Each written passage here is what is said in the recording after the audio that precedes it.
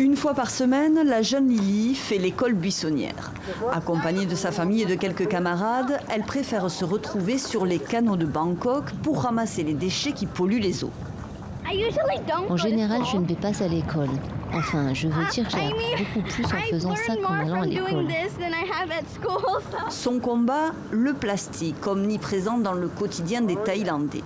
Ces derniers utilisent en moyenne 8 sacs par jour selon les estimations du gouvernement. Aujourd'hui, la Thaïlande se place au 6e rang mondial des plus gros pollueurs des océans.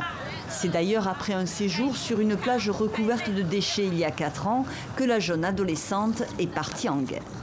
Depuis, elle rejoint régulièrement les associations qui organisent le nettoyage des quartiers verts de Bangkok et la récolte est abondante. Paille, sacs, bouteilles, élastiques. Mais Lily reste déterminée, convaincue qu'il n'y a pas d'âge pour militer et le mouvement initié par la jeune Suédoise Greta Thunberg lui a donné des ailes. Greta est très importante pour moi pour ce qu'elle symbolise. Elle dit que les enfants peuvent faire la différence. Elle veut que tout le monde fasse quelque chose et elle arrive à rassembler tellement de gens.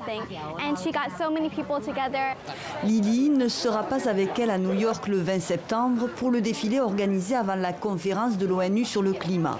La jeune militante continue néanmoins d'occuper activement le terrain chez elle, sit-in devant le siège du gouvernement, conférence devant des responsables des Nations Unies à Bangkok et en juin dernier, une première victoire, celle de convaincre une grande enseigne de la capitale thaïlandaise de ne pas proposer de sacs plastiques un jour par semaine.